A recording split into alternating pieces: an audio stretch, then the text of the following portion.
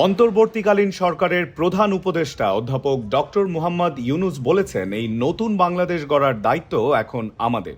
তার কথা স্মরণ হবে এই কাজটা করার মধ্য দিয়ে। আজ শনিবার সকাল 11টার দিকে আবু সাইদের কবর জিয়ারত ও তার পরিবারের সদস্যদের সঙ্গে কথা বলা শেষে গণমাধ্যমকে তিনি একথা বলেন।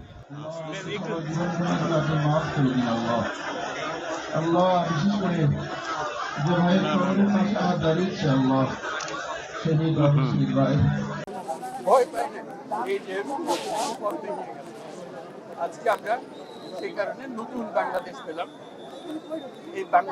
এই নতুন বাংলাদেশ গড়ার দায়িত্ব এখন আমাদের। তার কথা স্মরণ হবে এই কাজটা করার মতো আমাদেরকে সেই কাজটা যেন আমরা এই আবু সাইদ এখন এক পরিবারের সন্তান। বাংলাদেশের যত পরিবার আছে তাদের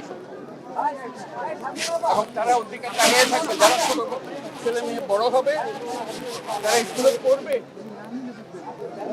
আবু সাইদের কথা নিজে নিজে বলতে হবে, আমিও ন্যায়ের জন্য লড়ব, আমিও ভোট পেতে দেব।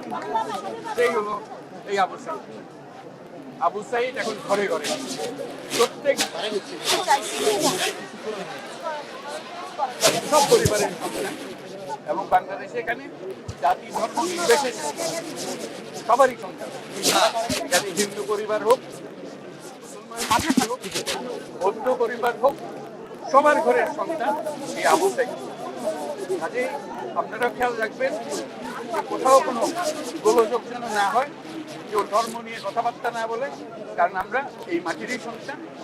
সবাই আবু সাইদ ভাইদের রক্ষা করতে হবে, সবাই মিলে করে। এটা এক বাংলাদেশ, দুই বাংলাদেশ নেই, এটা আবু সাইদের বাংলাদেশ। এই আবু সাইদের বাংলাদেশে কোনো ভেদাভেদ নেই। তাতে আপনাদের কিন্তু অনুরোধ যে যেখানে আছেন ওই আবু সাইদের বা যারা যারা আছে যেখানে আছে তাদেরকে রক্ষা করবে, কোনো রকম গোলযোগ করতে দেবে। আজকে যে আসলাম এখানে, এটা স্মরণ করেন আমরা যাতে এটা বাস্তবায়ন করতে পারি। আপনাদেরকে সবাইকে সালাম।